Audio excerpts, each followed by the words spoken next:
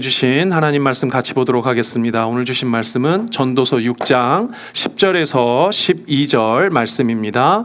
전도서 6장 10절에서 12절 말씀입니다. 구약성경 제 성경으로 953페이지 어간에 있습니다. 전도서 6장 10절에서 12절 세 절 말씀인데요. 제가 여러분들 앞에 하나님 말씀 봉독해 올리도록 하겠습니다.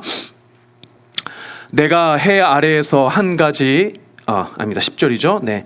이미 있는 것은 무엇이든지 오래전부터 그의 이름이 불린 바 되었으며 사람이 무엇인지도 이미 안 바 되었나니 자기보다 강한 자와는 능히 다툴 수 없느니라.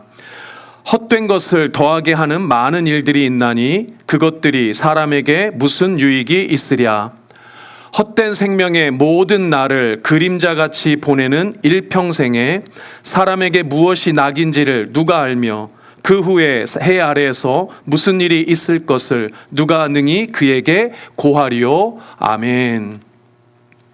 오늘 전도서 6장 10절에서 12절 말씀을 두고 헛된 다툼이라는 제목으로 말씀 같이 들을 텐데요. 제가 먼저 기도하고 또 하나님 말씀 같이 듣도록 하겠습니다. 기도합니다. 전능하신 아버지 하나님, 크신 은혜를 감사드립니다. 2025년 새해를 여시고 첫 번째 토요일 이 이른 시간 우리의 단잠을 깨우시며 주님 앞에 주의 말씀 앞에 설 수 있도록 인도하시니 감사합니다. 살아계신 아버지 하나님, 우리의 연약하고 부족한 모든 것을 주님이 아십니다. 오늘 우리가 불러올린 찬양의 이 가사처럼 언제나 늘 우리의 부족함과 연약함을 주 앞에 올려드리되 할렐루야로 찬양하며 아버지 하나님의 긍휼하심을 구하고 나아가는 우리가 될 수 있도록 주님께서 역사하여 주시옵소서. 특별히 삶의 진자리를 두고 이곳에 무거운 마음으로 온 성도님들이 있다면 아버지 하나님이시여 이들의 마음 가운데 함께하여 주시고 주의 말씀으로 찾아주셔서 위로하여 주시며 기쁨이 회복되어지는 복된 자리가 될 수 있도록 주님께서 이 시간 역사하여 주시옵소서. 오늘 이 아침의 시간에도 부족한 자, 허물 많은 자, 아버지 하나님 주의 말씀을 들고 섭니다. 종의 모든 죄악과 어두움은 가리시고 존귀하신 아버지 하나님의 영광만 드러낼 수 있도록 주님께서 역사하여 주시옵소서. 감사드리오며 살아계시며 우리와 함께 하시는 예수 그리스도의 이름으로 기도드립니다. 아멘. 네, 할렐루야. 다시 한번 주님의 이름으로 여러분들 앞에 인사드립니다. 귀한 아버지 하나님의 말씀 가운데 크신 위로 얻는 그런 시간 되었으면 좋겠습니다. 이 새벽 예배 시간에는 계속 전도서 말씀을 나누고 있는데요. 오늘은 이제 7번째 시간입니다. 전도서 6장의 1절부터 12절까지의 말씀으로 전도서가 6장이 구성되어져 있는데요. 1절부터 9절까지의 말씀은 좀 읽어보시면 전도서의 맥락에서 좀 살펴보시면 그닥 어렵지 않게 여러분들이 이해하실 수 있을 거라 생각이 됩니다.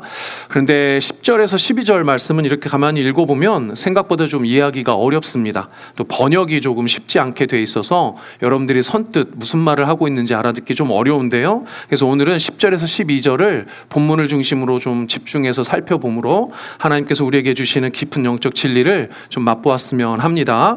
먼저 우리가 읽었던 10절을 다시 한번 읽어보겠습니다. 이미 있는 것은 무엇이든지 오래전부터 그의 이름이 이미 불린 바 되었으며 사람이 무엇인지도 이미 안 바 되었으니 자기보다 강한 자와는 능히 다툴 수 없느니라. 아멘.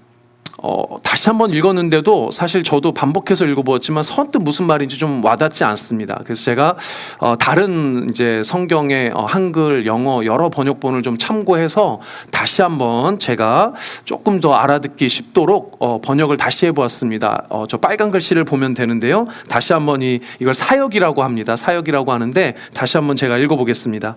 지금 있는 모든 것은 이미 오래전에 만들어진 것이다. 따라서 사람이 누구인지 그 이름은 이미 모두 알려져 있다. 사람은 자기보다 강한 사람과 다툴 수 없다. 정도로 이해하면 될 것 같은데요. 크게 3개의 문장으로 구성되어져 있습니다. 첫 번째는 지금 있는 모든 것, 그러니까 세상의 모든 것은 아주 오래전에 이미 다 만들어져 있는 것이다 라고 하는 게 첫 번째 진술이고요. 두 번째는 사람도 오래전에 만들었고 사람도 오래전에 만들어졌기 때문에 그 사람에 대해서도 누구든지 이미 다 알려져 있다라는 문장이 되고요. 마지막 세 번째는 그 사람은 자기보다 강한 자와는 다툴 수 없다, 싸울 수 없다라는 문장이 됩니다. 첫 번째 문장을 생각을 해보면 이 세상 모든 것이 이미 오래전에 창조되었죠. 성경은 창세기 1장에서 보면 하나님께서 태초에 세상을 다 창조하셨다라고 말씀을 하고 있습니다. 그런데 하나님께서 그 모든 것을 창조하실 때 누구도 창조했냐면 사람도 그때 창조하셨다는 걸 우리가 이미 알고 있습니다. 그러니까 사람도 이미 오래전에 창조가 되었다는 겁니다. 그런데 거기에 대해서 두 번째 뭐라 그러냐면 그 이름도 이미 알려져 있다, 이름도 이미 불린 바 되었다라고 표현을 하는 겁니다. 다시 말하면 사람이라는 이름이 불려졌다라는 건데요. 사람의 이름이 처음 불려진 것도 사실은 하나님이 창세 때 창조하실 때 사람을 처음 창조하실 때 그렇게 사람의 이름을 불렀습니다. 사실 이 사람 그리고 이름이라는 이 단어는 모두 하나님께서 처음 인간을 창조하실 때 그 창세기에 등장했던 용어들입니다.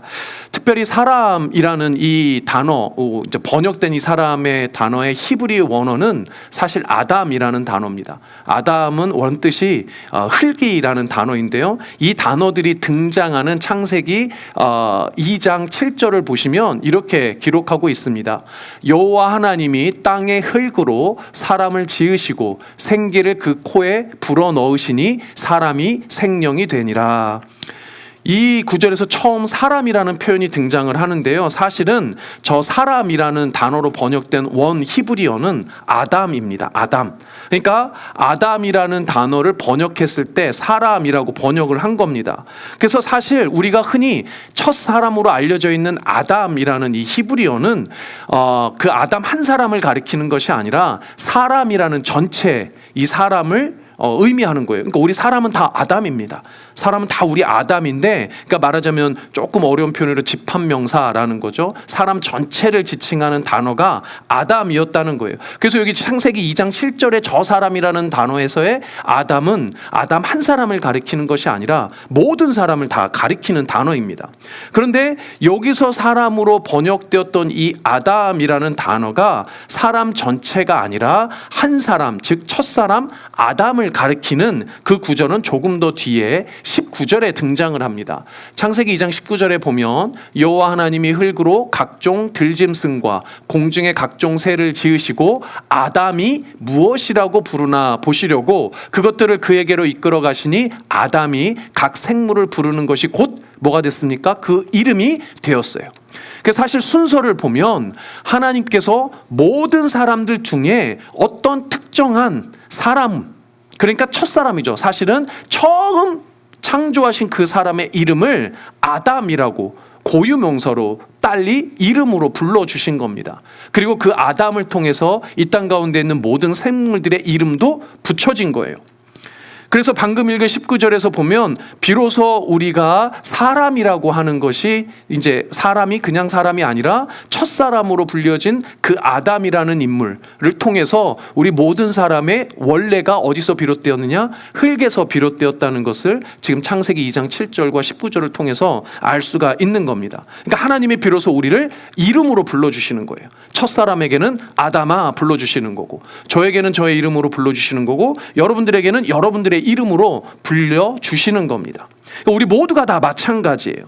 그러니까 모두 그냥 많은 사람들 중에 우리는 그냥 한 사람에 불과했습니다. 그렇죠? 이 세상 70억 넘는 그 많은 사람들 중에 우리는 그저 그냥 한 사람에 불과했어요. 그런데 하나님이 우리를 처음 불러주시면 마치 그 순간 우리에게는 우리만의 고유한 이름이 생긴 것과 같이 되는 거예요. 종종 한두 번씩 예를 드는 그 김춘수라는 시인의 꽃이라는 시에 보면 이렇게 이야기하잖아요. 내가 그의 이름을 불러주기 전에는 그는 다만 하나의 몸짓에 지나지 않았다. 내가 그의 이름을 불러주었을 때 그는 나에게로 와서 꽃이 되었다. 꼭 이 시처럼 그냥 많은 사람 중에 우리는 그냥 한 사람에 불과했는데 하나님이 어느 날 우리를 불러주셨을 때 우리에게는 하나의 꽃으로서의 고유한 이름이 붙여진 겁니다. 아담이 아담이라고 불러지기 전에는 그냥 어떤 한 사람에 불과했다는 거예요. 그러나 아담으로 불러주었을 때 아담이 진정 그 아담이라는 고유한 사람, 고유한 정체성이 부여가 되는 겁니다. 그래서 사실 히브리 사람들은 이름을 단순히 부르는 호칭이라고 생각하지 않았습니다. 어떤 사물의 호칭, 사람의 호칭이나 명칭으로 이름을 불러준 것이 아니라 상대방이 그 이름을 부른다라고 했을 때는 그 상대방의 고유한 존재됨, 그 사람의 고유한 정체성을 인정해 준다라는 의미가 담겨져 있어요. 그러니까 따라서 하나님이 우리를 창조하시고 우리의 이름을 불러주셨다라고 하는 것은 하나님께서 우리 한 사람 한 사람을 그 고유한 존재, 아주 존귀한 존재, 소중한 존재로 인정해 주신다는 겁니다. 10절에서 우리가 얻을 수 있는 가장 중요한 교훈이 뭐냐면 우리가 어떤 존재인지를 하나님께서는 정확하게 알고 계신다는 거예요. 그리고 그 하나님이 우리를 불러주셨을 때, 그래서 우리가 하나님을 온전히 만나게 되고 하나님과 교제함으로 우리가 하나님 앞에 나를 비추었을 때 우리가 하나님만 잘 아는 것이 아니라 우리가 우리 본래의 우리 모습조차도 잘 알게 된다는 겁니다. 우리가 지난주 2025년 우리 블루진 한인교회 2025년의 표를 성도의 기쁨을 회복하라라고 잡으면서 세 가지 구체적인 기쁨의 회복을 이야기했었습니다. 첫 번째가 뭐였냐면 하나님을 알아가는 기쁨이었죠. 두 번째가 하나님을 경험하는 기쁨, 세 번째가 하나님을 경배하는 기쁨. 하나님을 높여드리고 하나님을 기뻐하는 그 기쁨을 말씀드렸는데 그 첫 번째가 하나님을 알아가는 기쁨이었어요. 근데 하나님을 알아가는 기쁨은 뭐냐면 하나님을 알아가는 것뿐만 아니라 하나님을 잘 알면 알수록 우리 자신에 대해서도 잘 알게 된다는 겁니다. 그러니 하나님을 잘 알아가는 그 기쁨 안에는 내가 얼마나 고귀하고 존귀하고 소중한 존재인지를 잘 알 수 있을 거라는 거죠. 그러니까 그런 은혜가 여러분들 올 한 해 있기를 주님의 이름으로 축복합니다. 아멘. 우리가 10절을 다시 한번 더 보도록 하겠습니다. 10절 다시 한번 읽어보면 지금 있는 모든 것은 이미 오래전에 만들어진 것이다. 온 세상이 다 이미 오래전에 만들어졌죠. 따라서 그 사람이 누구인지 그 이름은 이미 모두 알려져 있다라고 이야기를 합니다. 이제 마지막 세 번째를 보면 사람은 자기보다 강한 이와 다툴 수 없다라고 말을 합니다. 그러면 우리가 앞에 내용을 참고를 해보면 사람이 자기보다 강한 이와 다툴 수 없다라는 것이 무슨 의미인지 알게 됩니다. 사람을 창조하신 분 하나님이 곧 우리 인간보다 더 강한 존재예요. 그러니까 사람이 결국은 누구와는 다툴 수 없다는 의미가 됩니까? 하나님과는 절대로 다툴 수 없다라는 의미가 됩니다. 사실 너무 당연한 말이죠. 사람이 어떻게 하나님과 다투고 사람이 어떻게 하나님과 싸울 수 있습니까? 너무나도 분명한 사실임에도 불구하고 전도서를 기록한 솔로몬은 지금 사람은 자기보다 강하니 하나님과는 절대로 다툴 수 없다고 강조하고 있어요. 도대체 왜 이렇게 이 사람이 하나님과 다툴 수 없다라는 이 다툼에 대해서 싸움에 대해서 지금 강조하고 있는 걸까요? 바로 이어지는 11절에 설명을 보면 알 수가 있습니다. 11절에 보니까 이렇게 이야기합니다. 헛된 것을 더하게 하는 많은 일들이 있나니 그것들이 사람에게 무슨 유익이 있으랴라고 이어지고 있어요. 10절하고 이어서 읽으면 11절 말이 사실은 그냥 읽어보면 무슨 말인지 이해가 잘 안 됩니다. 근데 개역개정에는 여기서도 헛된 것을 더하게 하는 많은 일들이라고 되어져 있는데요. 사실 저기에 많은 일들이라고 할 때 일이라고 하는 단어도 사실은 원뜻은 좀 다릅니다. 여러분들 혹시 성경책 가지고 계신 분 보면 성경책에 보통 각주 달려있는 성경책이 있습니다. 그래서 여기 그 각주를 좀 쫓아가서 내려가 보시면 그 일이라는 단어가 뭐라고 바뀌어져 있냐면 언변이라는 단어로 써 있는 책이 있을 거예요. 여러분들 성경책 가지고 계신 분들 참고하시면 됩니다. 여러분들 언론이라고 돼 있는데 그 언론이라는 단어는 말하면 뭔가요? 언변입니다. 말을 얘기해요. 그리고 오늘 읽었던 우리 영어 성경에 보시면 영어 성경에도 the words라고 돼 있습니다. 그러니까 저기 많은 일들이라는 건 사실 많은 말들을 얘기해요. 많은 말을 의미합니다. 그러니까 이 본문을 다시 풀어서 또 번역을 해보면 이렇게 번역할 수 있습니다. 헛된 말을 많이 하더라도 그것이 사람에게는 전혀 도움이 되지 않는다는 거예요. 앞서 하나님과 싸운다는 것은 굳이 말하면 그러니까 무슨 싸움을 말하는 겁니까? 말싸움을 말하는 거예요. 말싸움. 말다툼하는 걸 말하는 겁니다. 그러니까 지금 하나님과 말싸움하고 말다툼하는 거는 의미가 없다는 거죠. 싸워서 이길 수가 없다는 거예요. 그럼에도 불구하고 우리가 하나님과 뭐 한다는 거예요? 말싸움하고 말다툼하려고 하니까 그런 거 아무 소용이 없다라고 말을 하는 겁니다. 사실 제가 우리 교회 이전에는 대부분이 청소년 또 어린이 사역을 했잖아요. 청년 어린이 사역을 했는데 특히 어린 아이들과 좀 얘기를 하다 보면 경험하게 되는 게 있어요. 깨닫게 되는 게 있습니다. 그게 뭐냐면 애들하고는 말싸움하면 이길 수가 없어요. 애들하고는 말싸움하면 지게 되더라고요. 근데 왜 지게 되냐 봤더니 애들은 정말 좀 어린 아이들은 논리가 없습니다. 그냥 지 하고 싶은 대로 말해요. 지 하고 싶은 대로 말하는 무논리에게 아무리 논리적으로 말싸움을 해봐야 싸움이 안 돼요. 싸움이 안 되니까 결국 뭐라고 얘기합니까? 아이고 알겠어. 그래 네가 맞아. 네가 오라라고 뭐 해주나요? 져줍니다. 져주게 되더라고요. 그리고 아이들은 뭐예요? 져주는 것도 모르고 자기가 이겼다고 좋아하죠. 말하자면 우리가 하나님과의 관계가 사실 이렇습니다.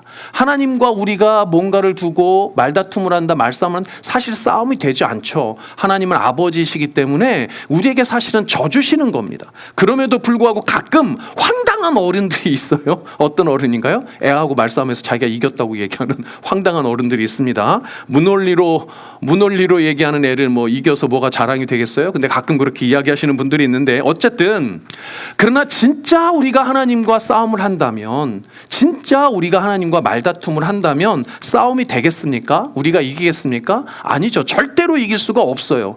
그럼에도 불구하고 우리 가운데 많은 사람들이 여전히 하나님과 말다툼하려고 하는 사람들이 있단 말이에요.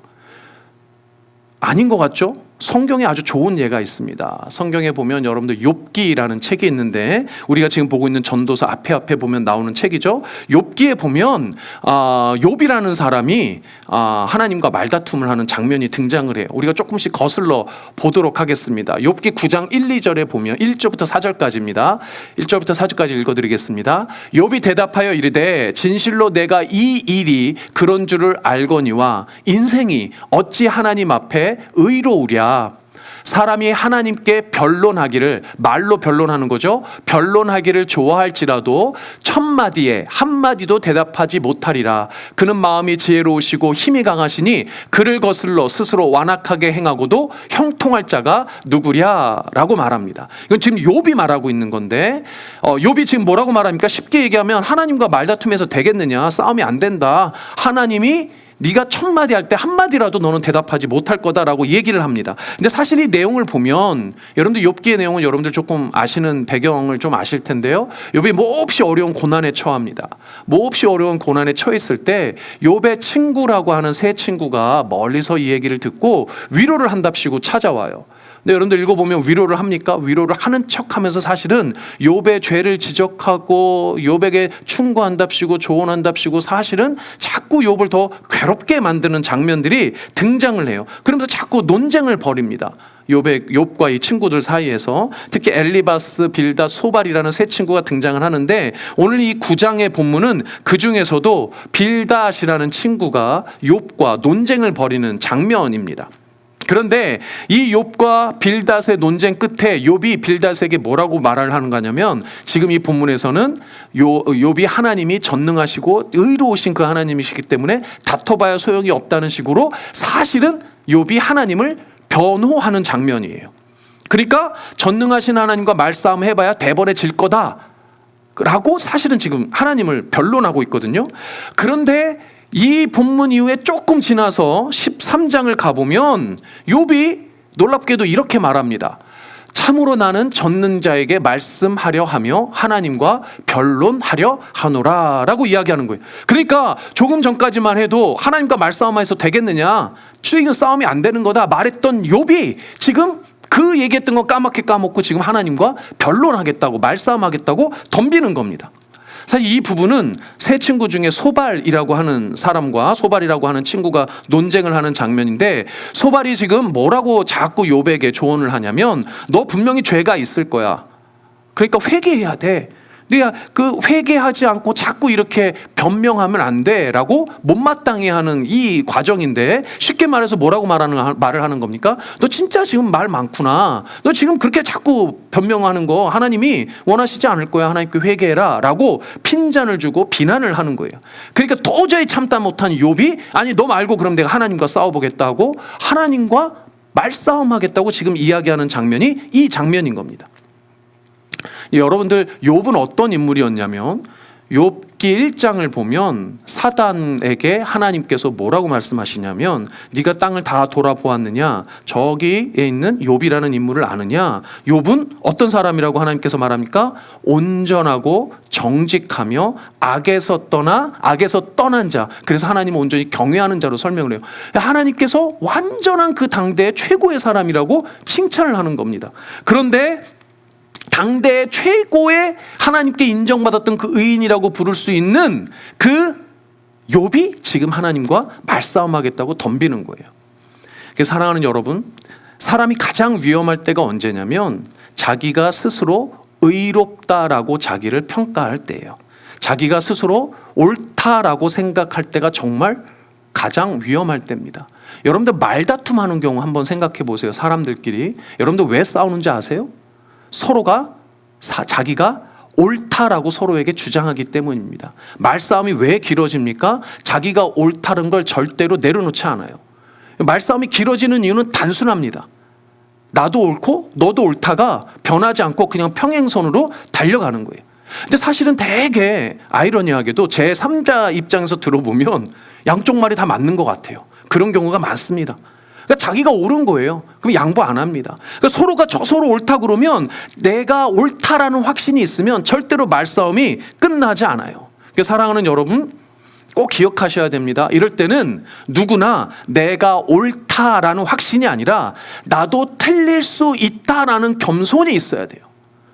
내가 옳다라는 확신이 아니고 나도 틀릴 수 있다라는 겸손이 없으면 말싸움이 끝나지 않단 말이에요. 근데 하물며 하나님 앞에서 내가 옳다라고 주장을 하는 게 지금 욥이 하고 싶은 이야기라는 거예요. 하나님 앞에서 내가 옳습니다, 내가 의인입니다 라고 하는 모양새니까 이게 얼마나 어리석은 일입니까? 이런 말도 안 되는 말다툼이 오늘 설교의 제목처럼 헛된 다툼이라는 거예요. 헛된 싸움이라는 거예요. 그리고 그 헛된 다툼을 하는 것이 사실 당대의 의인이었던 욥도 이 모양이니 우리는 아니 그러겠냐는 거죠. 바로 우리도 그런 존재라는 겁니다. 근데 놀랍게도 오늘 이 전도서 말씀은 바로 이 내면의 이 모습이 우리 내면 깊숙이 자리하고 있는, 또아리를 틀고 있는 죄의 본성이라고 말하고 있습니다. 이어지는 본문 10절을 다시 한번 보겠습니다. 이미 있는 것은 무엇이든지 오래전부터 그의 이름이 이미 불린 바 되었으며 사람이 무엇인지도 이미 안 바 되었나니 자기보다 강한 자는 능히 뭐 할 수 없다고 되어 있습니까? 다툴 수 없다라고 되어 있는데, 지금 주목해야 될 단어는 저 다툴 수 없다라는, 다투다라는 단어입니다. 이 다투다라는 단어의 히브리 원어는 사실 법정 용어였어요. 법정 용어. 그러니까 그 재판할 때 쓰는 용어라는 거죠. 그런데 이 단어가 어떤 의미로 보통 쓰이냐면 통치하다, 다스리다라고 하는 의미를 함축하고 있어요. 그러니까 하나님과 다툰다는 것은 뭘 의미하냐면 내가 하나님을 다스리겠다는 거예요. 내가 하나님을 통치하겠다는 거예요. 내가 하나님보다 더 높은 자리에 서겠다는 거예요. 이걸 우리가 뭐라고 그러는 겁니까? 교만이라고 하는 죄입니다. 사실 이것이 정확히 첫사람이었던 아담이 범죄한 죄의 죄목이 교만이에요. 하나님의 자리에 내가 서겠다라는 교만의 죄가 바로 첫사람이었던 아담의 죄고, 모든 사람의 이름을 가지고 있는 바로 우리의 죄의 본성이라고, 우리의 본성이 교만이라는 거예요. 언제나 하나님보다 더 앞서 있다는 겁니다. 그러니까 여기까지 이렇게 말씀을 드리면, 보이지도 않는 하나님과 제가 무슨 말다툼을 하겠습니까? 라고 여러분들 물으실 수 있는데, 사실 11절에서 보면 아까 전에 말씀드렸던 많은 일의 그 원래 단어가 말이라고 그랬잖아요. 언변. 이게 히브리어로 다바르라는 단어인데, 이 다바르가 정확히 성경에서 무엇으로 쓰이냐면 하나님의 말씀으로 쓰여요. 하나님의 말씀. 그러니까 하나님과 우리가 다툰다라는 건 눈에 어떻게 하나님이 보여서가 아니라 살아계신 하나님이 우리에게 주신 하나님의 그 말씀에 우리가 순종하지 않는 모습이 사실은 말다툼이라는 겁니다. 여러분들 솔직히 하나님 말씀 들을 때 이런 생각 들 때가 있을 겁니다. 말도 안 돼. 아니면 뭐 나랑 전혀 상관없는 얘기야. 혹은 나는 잘하고 있어. 이런 착각에 빠질 때도 있을 겁니다. 그런데 솔직히 여러분들 한번 생각해 보세요. 여러분들 또 스스로 나는 정말 상식적인 사람이고 나는 정말 합리적인 사람이다라고 생각할 때도 엄청 많을 겁니다. 그리고 스리슬쩍 마음에 거슬리는 하나님의 말씀 무시하고 지나갈 때도 분명히 있을 거예요. 그게 바로 하나님과 말다툼하는 거예요. 그게 바로 하나님과 말싸움 하는 겁니다. 그게 바로 우리의 교만의 뿌리에서 근거된 죄의 모습이라는 거죠. 결국 이 시대에 우리가 하나님과 싸운다라는 것은 하나님의 말씀에 순종하지 않는다라는 의미예요. 그리고 그런 우리에게 하나님께서는 욥의 입을 빌러 이렇게 말씀하십니다. 욥기 38장에 보면 하나님께서 드디어 나타나셔서 욥이 자꾸 논쟁하는 것에 하나님께서 욥에게 이렇게 말씀하십니다. 그때 여호와께서 폭풍우 가운데서 욥에게 말씀하여 이르시되 무지한 말로 생각을 어둡게 하는 자가 누구냐? 너는 대장부처럼 허리를 묶고 내가 내게 묻는 것을 대답할지니라. 내가 땅에 기초를 놓을 때 내가 어디 있었느냐? 내가 깨달아 알았거든 말할지니라. 마치 이렇게 말하는 것 같아요. 야, 너는 말해봐라. 하나님이 없다고 하는 너희는 내게 말해봐라. 나의 말씀을 듣고도 나를 대적하며 내 멋대로 살려고 하는 너희는 한번 말해보거라. 내가 세상을 창조하였을 때 너는 과연 어디에 있었느냐? 내가 너를 만들었을 때 과연 너는 무엇을 하고 있었느냐? 내가 너의 이름을 불렀을 때 너는 대체 어디에 있었느냐? 아마도 하나님의 이 물음에 욥은 한마디 대꾸도 할 수 없었을 겁니다. 아니요, 아마도 숨조차 제대로 내쉬지 못했을 거예요. 전능하신 하나님, 그 영원하신 창조주 하나님 앞에 우리는 사실 숨조차 제대로 쉴 수 없는 그런 유한한 존재입니다.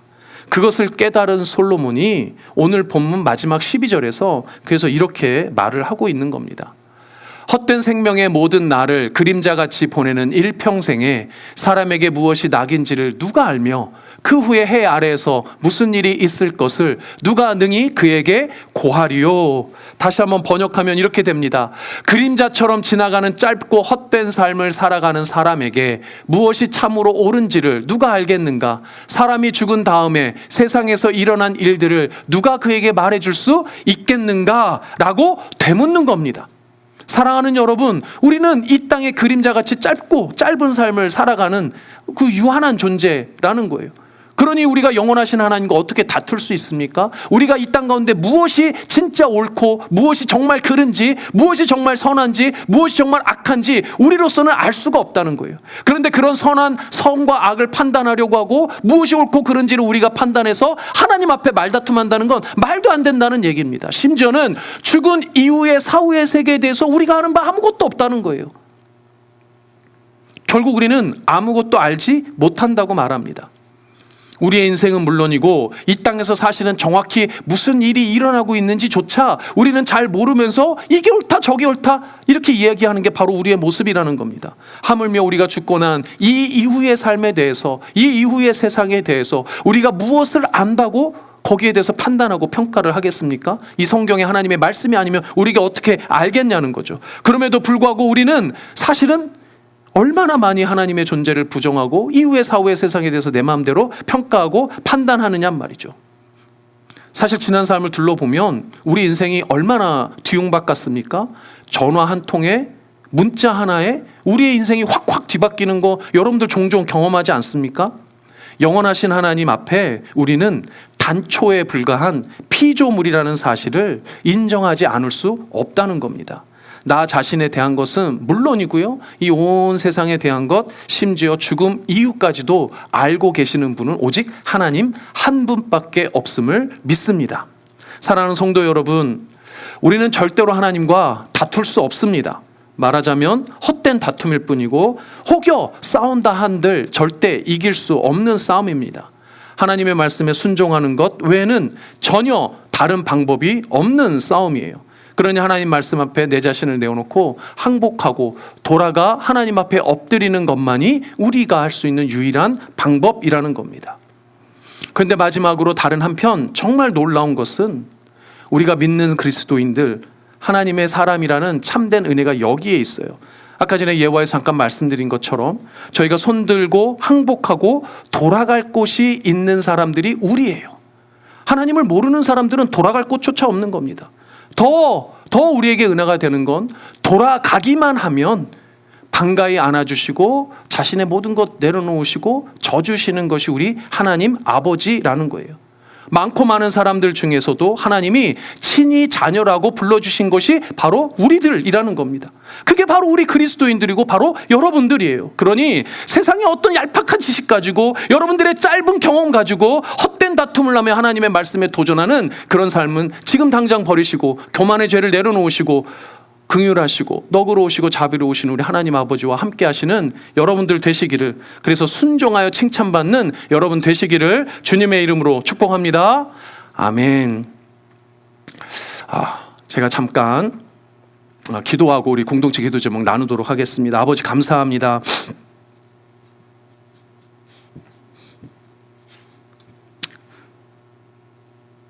아무것도 알지 못하면서 모든 것을 아는 양,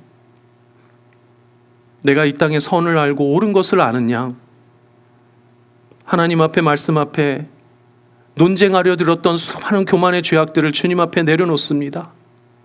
아버지여 용서하여 주시고 주 앞에 항복하며 돌아갈 때 당자가 돌아와 주님 앞에 아버지 앞에 안기어 울었던 것처럼 우리 아버지 하나님 앞에 다시 안기오니 주여 받아주시고 위로하여 주시고 그 교만의 죄마저도 아버지 하나님 말끔히 씻어내 주시옵소서.